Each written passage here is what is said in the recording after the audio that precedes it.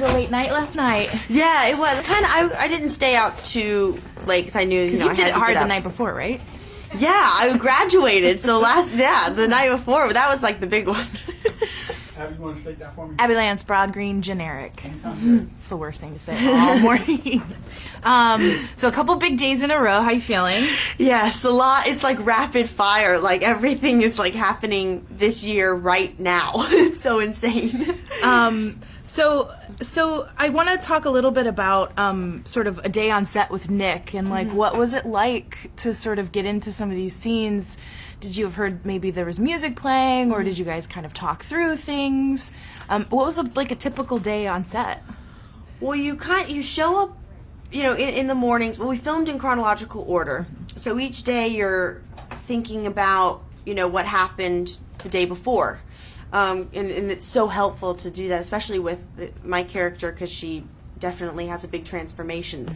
And so in the mornings, you kind of show up and go to rehearsal, and Nick would ask me, well, what do you want to do? And I never had that freedom before of like, whoa, at first you're like, a little uncomfortable of this given power that you feel like you have. But it starts to get, it's such a creative bubble where it's very safe, and you feel like you can try anything, and you have this freedom because you film in sequence, so you're not kind of tied down to anything. So constantly we're changing scenes, and if something happened yesterday, so the next scene, we can't do this scene anymore because it doesn't work because we went down this other path. So you're just totally discovering things. And even, in the middle of the movie, Nick changed the ending. So it's this, you have this, I feel like I trust him so much, and this team friendship that we have was really special. It's like a Nick Refn choose your own adventure film. Yeah, it is. It's like it's his own universe. So I'm having fun asking people what, because it's kind of the neon demon is a term that you can kind of digest however your perspective allows.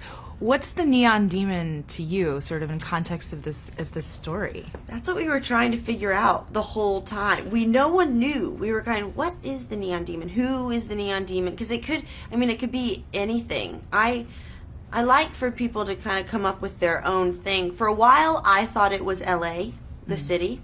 When I read the script, I was like, oh, that's what it was. And then it slowly started turning into, is it you? Is it me? Is it Jesse? Which, we went with as well. But the neon demon is not necessarily a person. It's more of this, it's a spirit that kind of, this is what I think, that kind of possesses you and takes over in this beauty obsessed world that we are.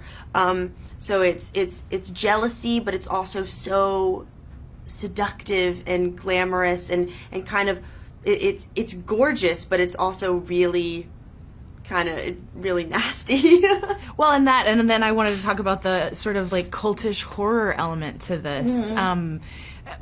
Did you realize going into it that it was going to be this sort of twisted and Yeah, I did. I did know that it was. The script, even though the script is very different from the movie that we had. It's the same thing, but because lots of things were changed, and we actually kind of made her more dark.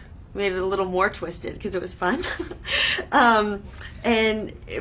Those elements, they are in there. When you're making a movie about beauty, which is also a very taboo subject, and kind of it's a controversial thing. What is beauty? It's very different for everybody. So when you're making a movie about that topic, that it's going to be a little twisted and witchy. That I like, and those are movies that I like to see as well. I like horror films or darker films or kind of that witch-like element to them, a little spooky. So I was excited but you never know exactly how it's going to be, but I was excited how it turned out.